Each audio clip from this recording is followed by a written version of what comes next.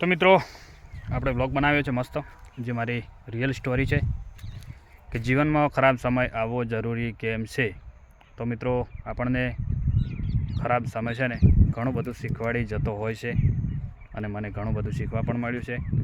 તો મેં એ video blog બનાવી અને મારી જે રિયલ સ્ટોરી છે એ મેં શેર કરી છે, અને બીજો ભાગ પણ બનાવવાનો છે કે જો એક ખરાબ સમય ના આવ્યો હોત ને તો આજે હું જે સ્થિતિમાં છું ને એ કદાચ હું ના હોત.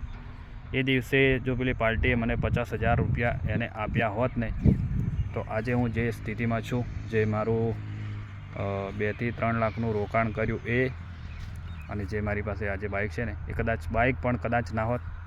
તો કુદરત જે કરે બધું સારું જ થતું હોય છે, અને ખરાબ સમય જીવનમાં એકવાર જરૂર આવવો જોઈએ.